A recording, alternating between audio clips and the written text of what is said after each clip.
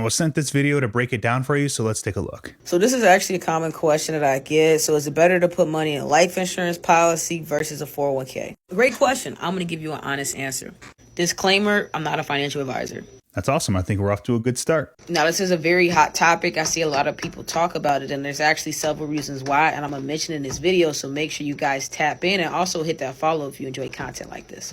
Let's talk about the history of both. So 401k was created in the 70s, and it's crazy because many people to this day treat a 401k like a pension. So the 401k was never created to replace pensions. Never. It was never created to be the main source for your retirement. It was literally created because the average American simply wasn't invested into the stock market. And it's crazy because in this interview with this guy, Ted Bina, he was basically saying how it was one of the biggest mistakes that they made, and it simply just made Wall Street richer. So the reason people treat it like a pension is because pensions have went away. The 401k was created to supplement pensions in a time when pensions were still around, but there are very few organizations that actually have pensions anymore. The creator of the 401k doesn't regret the 401k. He just never intended for it to become what it has become today. He still understands that it does help your average American be saving for retirement. Another book that I recommend is called Money, Wealth, and Life Insurance by Jake Thompson. I personally would never read that book. And he basically talks about how, to invest is not a dumb thing, right? If people tell you investing is dumb, they're an idiot. Don't listen to them. But he basically was saying in the book how most people make dumb investments because they're not intentional with what they're investing in. They're just basically throwing their money out there and hoping that they land on gold. I could see that. There needs to be intentionality on the way that you are investing and saving. It starts with a risk tolerance. What are your long-term goals? What's your time horizon? And so realize with your 401k, a 403b, a TSP, a IRA, a deferred comp, they're all literally the exact same thing. It's just a tax code based upon who's funding it. That is absolutely true. Is it a non-for-profit? Is it a corporation? Do you work in the medical field? Are you in the military? Imagine these are all kids with different names and different personalities, but they're all under your house and they all abide by your rules. So your money here, can it grow with the stock market? 1,000% it can. You can get great upside potential. But then what's the downside? The downside is that you can also lose almost everything that you invested. We're getting into fear mongering. So there's never been a case where the stock market dropped 100%.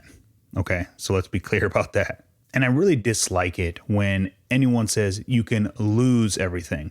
No, the value of your 401k or any other invested account may drop. The value may drop, but you don't lose until you've actually withdrawn or made some type of transaction in your 401k or investment account to actually realize that loss. You're not losing money just because it drops in value. Let me give you an example. So remember the .com, 2000, 2001?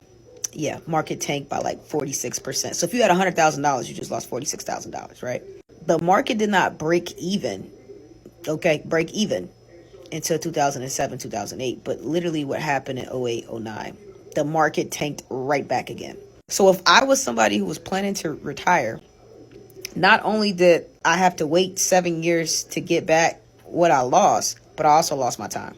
More fear mongering. So yes, the market does correct. When someone says the market dropped by 46%, they're also assuming that you are 100% in the S&P. Often when you say the market, we're referring to the S&P 500.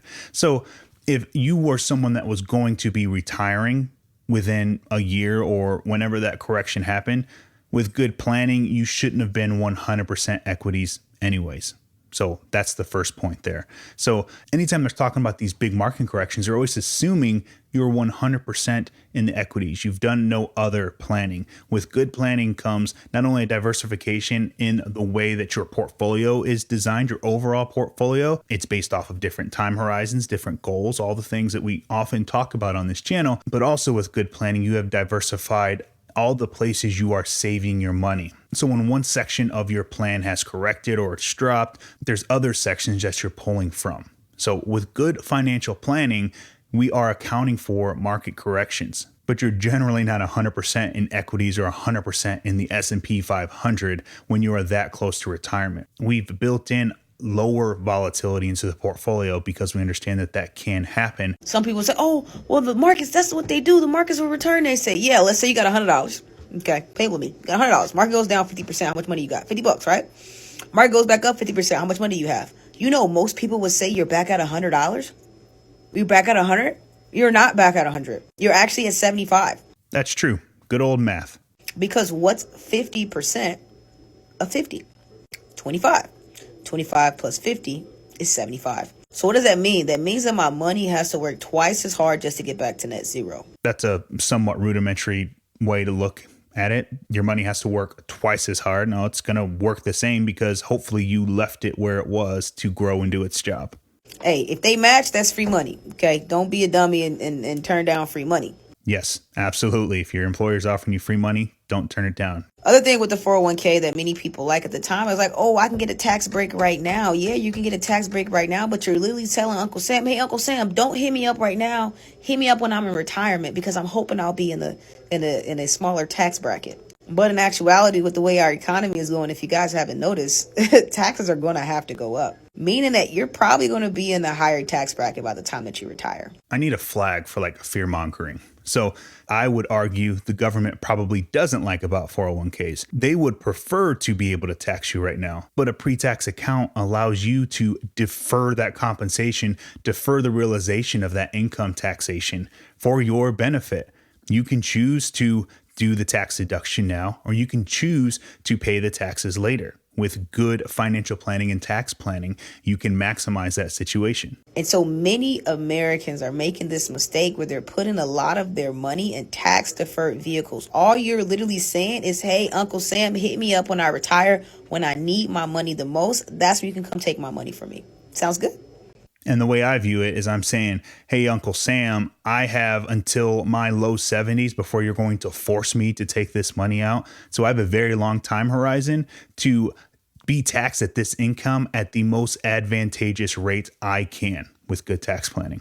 Now, some people will say, oh, IULs have fees. They have fees. Yeah, so does your 401k. That's true. And then to make it even better, they'll wait till you retire. Let's say you got great money in there. You're like, man, I don't need this money. I want it to sit. Man, when you turn 72 and a half, they got this thing called RMDs, which stands for required minimum distributions, where Uncle Sam is literally knocking on your door and he's saying, yo, you got to start taking some of this money out so you can start paying me. And if you don't start taking this money out, I'm going to penalize you 50% every single year of your money because you're playing my game. You're not playing any game. You were allowed to defer the taxation of that income possibly for 30, 40, even 50 years sometimes. But again, with good tax planning, this is advantageous. It was very advantageous that they moved the RMD age later because it gave us more time to do more Roth conversions, to do more tax planning.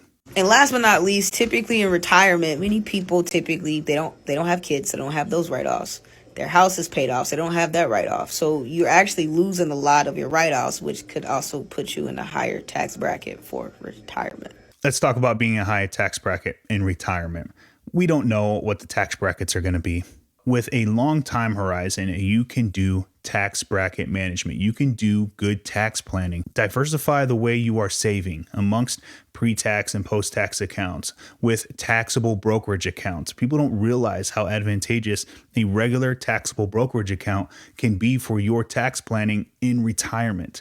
And then we still have the ability to do Roth conversions. So as long as you are taking deliberate action for your future tax exposure, you can actually be in a much more beneficial situation. So even if you do good with your retirement savings, your investment accounts, if you do so well, you're actually harming yourself, which is crazy. That's not true. Save as much as you can and you are 100% not harming yourself. You are going to thank your future self. Now let's talk about the IUL. I'm specifically talking about Index Universal Life because it came out in 1997, and it was a way that some gentlemen wanted to link their money to the market without the downside of the market and still be able to access that money tax-free. There are IULs out there that have caps, right? You can only get a certain amount of the market gains. There are IULs out there that have zero caps, so you're able to get all the upside potential.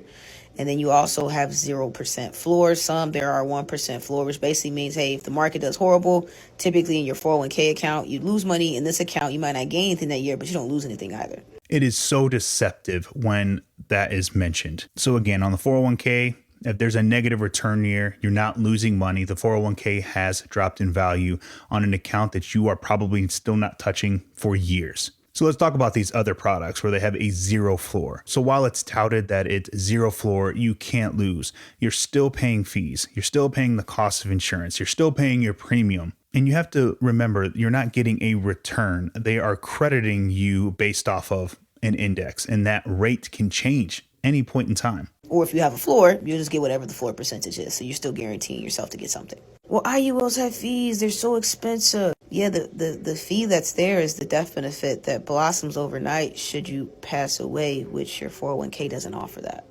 Okay, yes. So some of the cost of insurance and the fee that you're paying is for the life insurance. But if you really look into a lot of these policies, you are overpaying for the life insurance amount that you're getting, at least in my experience. And when these policies are structured properly and funded properly, you're really paying little to nothing. If you spend enough time with me, you're going to know that my trigger words are structured properly. There's just really no such thing. Because if I charge you $10, right, for something, but I give you $30, are you mad that I charged you 10 and you profited 20?